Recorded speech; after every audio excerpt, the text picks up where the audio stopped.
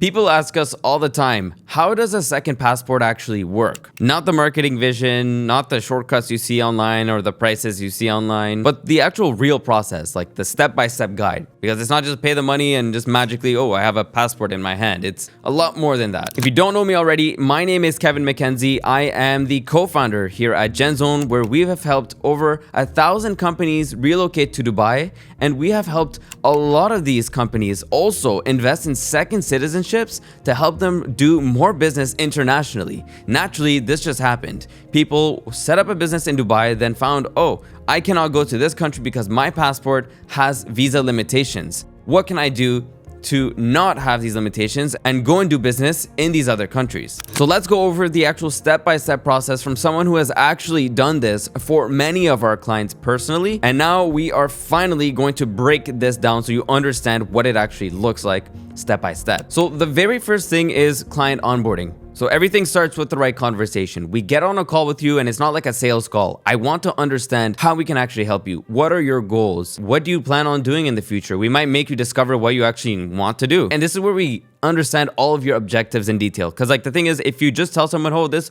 passport is this price, buy this one, it might not be the right fit for you, right? So we're going to go over maybe some preferred countries, family structure. What does your family structure look like? What do you plan on that being in the future? Of course, important, your budget. What do you want to spend? What is the maximum budget? What is your visa travel requirements? Do you need a visa to travel to any specific countries or expand your business or have more personal security? And now once that goal is clear, then it becomes a little bit more easy for us to know how to help you, right? And that's where we avoid all the mistakes that could happen because we don't get you into a program that doesn't fit for you just because it's a passport. Now, next up, we have pre-screening, due diligence that we do with you before anything is submitted. Because if we know that your application will be rejected, then we will not apply it. We won't waste your time and money. Some clients might get rejected in one country and might get approved in another. So it's important that we do our own background review on you and your situation before we go forward. And this is not optional, of course. It's a requirement. It's a compliance requirement and we have to do it. But it also helps you to make sure that your setup goes well. And also it helps us identify if there's any issues that will happen or if there's any missing documentation that will delay your process or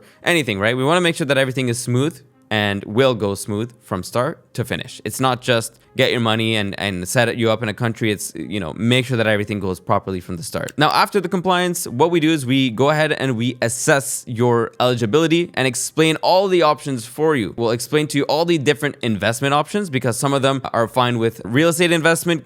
Some of them are fine with government contributions. Some of them are fine for you to invest in a fund. So there's a ton of different options for you to invest, right? This is citizenship by investment. So naturally you will have to invest somewhere and we'll explain to you which ones we think are maybe the best, the most popular, and we can go back and forth with you and explain to you all this. We'll also walk you through the timeline, the legal requirements, the conditions, so that there's literally no guessing, no assumptions. We just know, okay, this is the best fit for you. This passport is the best fit for you, right? And everything is going to be clear from the start before we even pay the government in those countries. At that point, once we're fully clear and aligned, we'll sign an engagement agreement between each other to say, okay, we're going to do this for you. And at this point, this is where the responsibility fully shifts to our company, GenZone. We take care of everything and we make sure that the process is done on your behalf. We'll be the people to represent you from start to finish. Now, the next thing is once we're all ready to go, we'll go ahead with your application. We'll prepare and submit all of your documents. So this is where you'll have a dedicated team assigned to your case, including me, my co-founder, and our head of CBI here at GenZone. We'll all be in this group to assist you with your process so that your file is not just like a generic application from some random guy paying the government and doing it. It's actually being handled by specialists like us who have actually done this before, who actually know how to write things, how to actually submit things,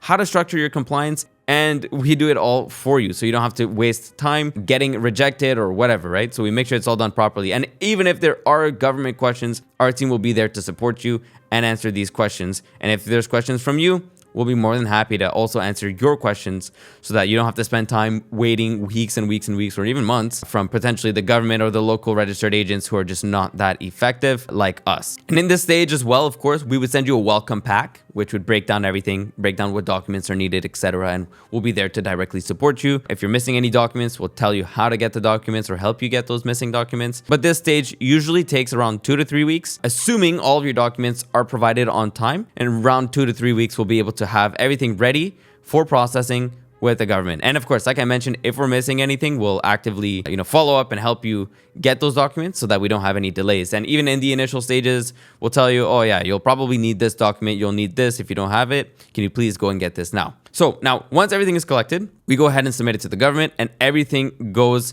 full throttle here, right? There's going to be a full internal check on you. They're going to check every document, every detail. And of course, before they check this, we would have checked this before submitting it to make sure that everything is done properly. But the file will be reviewed by the local agent that we're working with. So if it's St. Kitts, then the St. Kitts local agent will review this. And this is where this extra layer actually matters, because if you're the one dealing with them directly, it's much more difficult. If you're dealing with the local agent, they don't have the same relationship that we have with them, so we can deal with them way easier. And we have more strength and more credibility because we've done this multiple times. We have a track record with the government, so that when we submit your application, they know, hey, this one is from GenZone. They have done X amount of applications with us.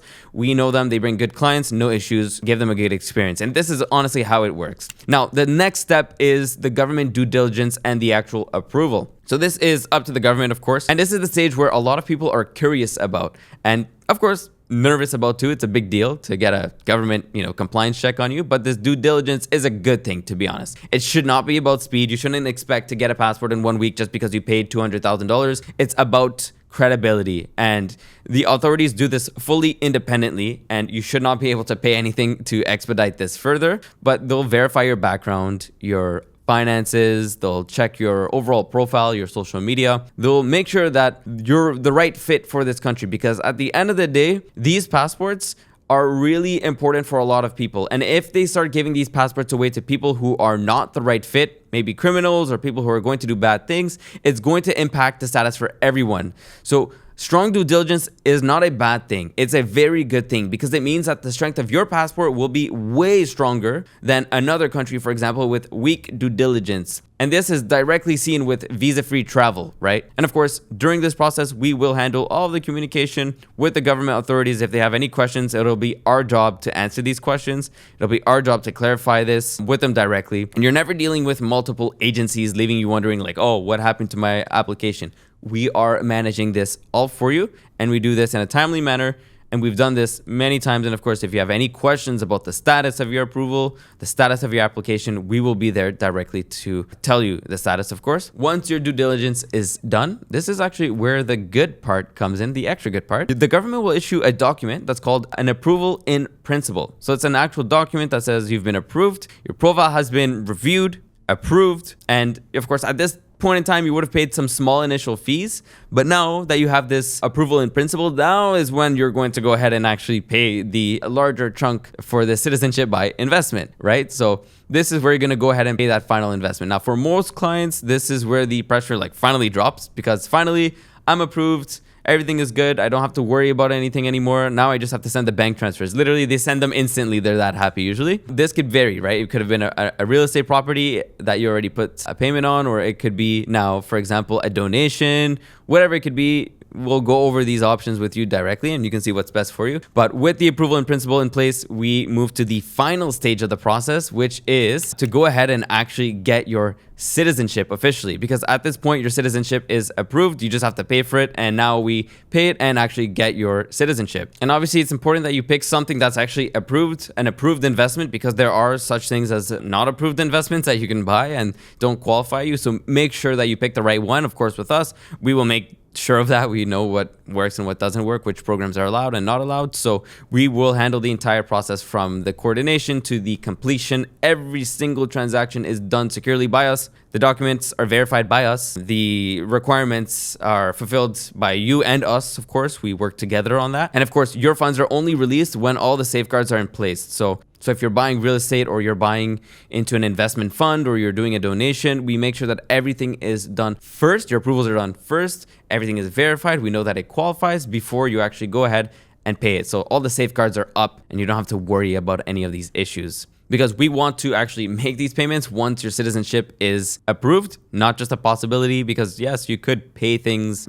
early, of course you could, but this is not what you should do. You should always get that approval first, then go ahead with the payments. So that's the step there. Once you make the payment, then we go to the final step, which is your actual confirmation and your passport delivery. So once you've made the payments, it's been confirmed, it's been reviewed by the government, then at that point we go ahead and issue you, well, we don't issue it, but the government issues you a certificate of naturalization. So this is the official legal moment where you actually become a full-on citizen, right? Before you were approved to be one, now you are fully a citizen. And in this case, depending on the country that you're applying to, there's going to be a different process. It could be like a simple oath. It could be, like an oath or a declaration. It could be even done remotely in many cases. But regardless, we'll tell you the step-by-step process for each country, and we'll make sure that we also handle your passport application itself for you. And of course, finally, once it's all done, we get your passport delivered to either our office or to your home, or we'll deliver it to you personally, because these things are very important. You want to make sure that you get your passport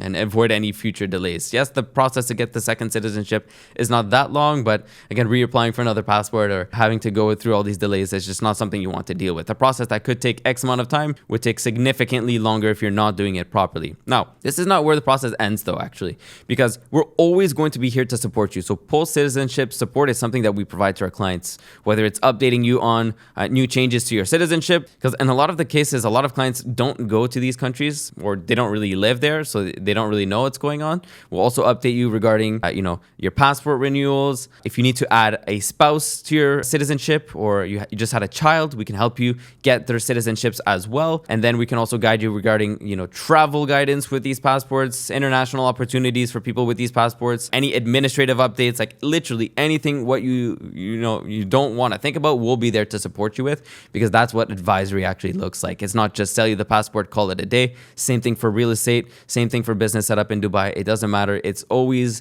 what it looks like after the service is done that makes everything significantly better. So if you need any assistance with this, of course, you can book a free call with our team down below. Get in contact with us. We'd be more than happy to see how we can help you invest in a second citizenship abroad, give you a backup plan, give you a second option, give you another layer of protection for your assets. Of course, if you need any guidance, that link is there, but there's also more videos on this channel. And you can even scan this QR code right here so that we can explain to you the process. We're more than happy to discuss further. But overall, I would say that investing in a second citizenship in the Caribbean is absolutely a good option. Even if you have a Canadian passport, British passport, French, Spanish passport, it's always a good backup option. You never know what will happen in these countries, if they're going to include taxes internationally for people who have these passports, like the United States. You never know. Things are always changing. And also, one thing that is absolutely changing is the prices of these programs. They are going up, not every single year specifically, but they are going up on a regular basis. So getting something now is always better than getting something later. Of course, if you can afford it, why not? It's a good option to have. We have a lot of clients that have these second passports that do invest in these second citizenships